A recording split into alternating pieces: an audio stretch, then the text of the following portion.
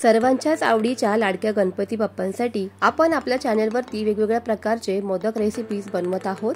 त्यामुळेच हे जे सर्व मोदक आहेत ना, अगदी झटपट आणि फटाफट शिवाय घरातीलच साहित्यांमध्ये कसे काय बनवता येतील ते आपण पाहत आहोत।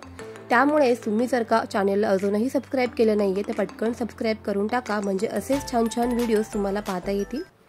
आज आपण सर्वात सोपे, अजिबात गॅस न पेटवता अगदी लहान मुलं सुद्धा अगदी आवडीने बनवतील असेच चॉकलेट ओरिओ मोदक बनवतोय। बनवायला खूप सोपे आहेत, शिवाय चवीलाही अप्रतिम लागतात। गणपती बाप्पा आल्यानंतर मुलांनाही अशा ॲक्टिव्हिटीज बनवणे किंवा काहीतरी किचन मध्ये त्यांना बनवायचंच असतं। आई काय बनवते, आज कोणते मोदक बनवणार आहेत, तर आम्हालाही मोदक बनवायचे आहेत, अशी ही उत्सुकता प्रत्येक घराघरामध्ये असते। त्यामुळे अगदी लहान मुलं सुद्धा आवडीने हे मोदक बनवतील, इतके सोपे आहेत। चला तर मग फ्रेंड्स, पटकन वेळ न घालवता रेसिपीला सुरुवात करूयात। ओरिओ बिस्किटचे मोदक बनवण्यासाठी इथे मी 2 पॅकेट ओरिओ बिस्किट घेतलेले आहेत क्रीमचे। व्हॅनिला फ्लेवरचे इथे आपण हे ओरिओ बिस्किट वापरत आहोत। तुम्हाला जर का चॉकलेट फ्लेवरचे आवडत असतील तर तुम्ही तेही वापरले तरी पण चालणार आहे। इथे एका मोठ्या बाउलमध्ये 2 पॅकेट मी हे ओरिओ सर्वच काढून घेतलेले आहेत। यामधील बिस्किट आणि क्रीम असं आपल्याला सेपरेट असं करून घ्यायचं आहे, कारण ह्या क्रीम पासून आपण स्टफिंग तयार करणार आहोत। मुलांना आहे ना, शाळेला सुट्टी असली ना की त्यांना किचन मध्ये अशा वेगवेगळ्या ॲक्टिव्हिटीज किंवा क्रिएटिव्हिटी करायला आवडते। त्यामुळे ना तुम्ही असे हे मोदक मुलांनाही बनवायला देऊ शकता। अजिबात इथे आपण गॅस वगैरे चालू केलेला नाहीये, त्यामुळे क्रीम अशी काढून सुरीच्या मदतीने तुम्ही मुलांना मोदक बनवायला देखील देऊ शकता। आणि अशामुळे काय होतं ना की मुलं सुद्धा बऱ्याच गोष्टी शिकत असतात आणि हे सर्व करत असताना त्यांना जो काही आनंद मिळतो ना तो वेगळाच।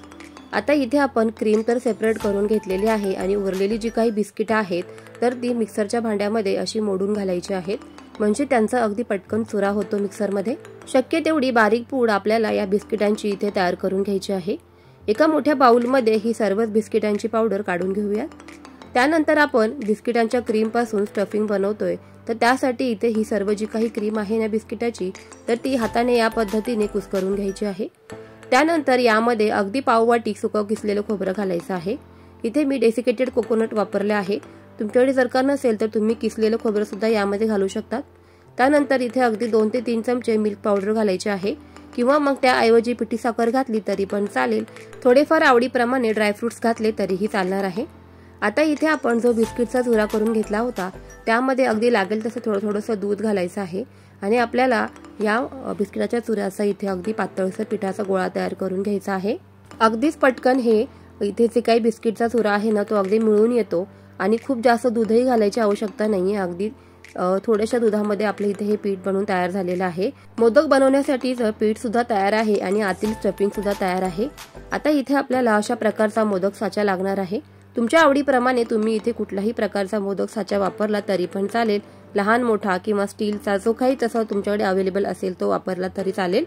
आता यामध्ये थोडंसं पिठातलं काही पोर्शन घ्यायचं आहे। बोटांच्या मदतीने आतपर्यंत आपल्याला हे सर्वच मिश्रण जे आहे ना ते प्रेस करून भरायचं आहे। जितकं मावेल तितकं आपल्याला हे बिस्किटाचं जे काही मिश्रण आहे ते आतपर्यंत भरायचंय। खूप जास्त पातळ ही लेयर तयार करू नका, थोडासा भरून घालायचा आहे आणि त्यानंतर यामध्ये थोडासाही गॅप ठेवायचा नाही। अगदी व्यवस्थित आपल्याला हे मोदक साचा भरून घ्यायचा आहे। बोटांच्या मदतीने प्रेस करतच आपल्याला हे मिश्रण असं भरून घ्यायचं आहे मोदक साच्यामध्ये। त्यामुळे काय होणार आहे ना, अगदी सुबक आणि सुंदर असा मोदक आपला इथे बनून तयार होणार आहे। व्यवस्थित असं हे मिश्रण भरून झाल्यानंतर तयार केलेलं स्टफिंग यामध्ये घालायचं आहे। जितकं मावेल तितकं आपल्याला हे स्टफिंग यामध्ये भरायचंय। साचा कितपत लहान किंवा मोठा आहे यावरती हे सारणाचं प्रमाण किंवा स्टफिंगचं प्रमाण ठरणार आहे। स्टफिंग सुद्धा अगदी भरताना बोटांच्या मदतीने प्रेस करूनच भरायचं, म्हणजे ते सर्व बाजूने गोलाकार पसरतं। त्यानंतर बिस्किटाचं जे काही मिश्रण तयार केलं होतं आपण पिठाचं, तर ते खालून या पद्धतीने लावून घ्यायचं आहे।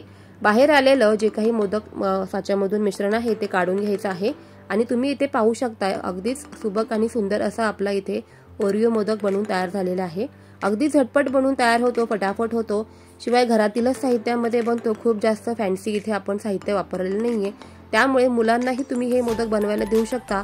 अशा वेळेला काय होतं ना की मुलं ही छान छान असे प्रकार बनवायला शिकत असतात किंवा त्यांनाही अशा ॲक्टिव्हिटीज बनवायला दिल्यानंतर घरातील मंडळी आणि मुलंही खुश होतात। सेम पद्धतीने इथे मी सर्वच मोदक तयार करून घेतलेले आहेत। कशी वाटली मग फ्रेंड्स तुम्हाला आजची ही मोदकाची रेसिपी? सोपी आहे ना?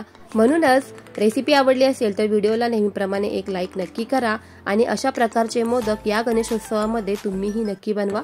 मोदक बनवल्यानंतर मला इंस्टाग्राम पेजवर फोटो टॅग करायला विसरू नका। तुमचा मी फोटो टॅग केलेला नक्की माझ्या स्टोरीवरती ॲड करेल। त्यामुळेच फ्रेंड्स, तुम्हाला रेसिपीज आवडत असतील तर चॅनलला जरूर सबस्क्राईब करा आणि अशा छान छान रेसिपीज तुमच्या फ्रेंड्स आणि फॅमिलीसोबत नक्की शेअर करा। पुन्हा भेटूयाच अशाच छानशा एका नवीन मोदक रेसिपीसोबत। तोपर्यंत friends, always keep smiling and keep cooking. येणाऱ्या गणेशोत्सवाच्या माझ्याकडून तुम्हा सर्वांना खूप खूप खूप साऱ्या शुभेच्छा। चला तर पुन्हा भेटूयाच, तोपर्यंत बाय बाय।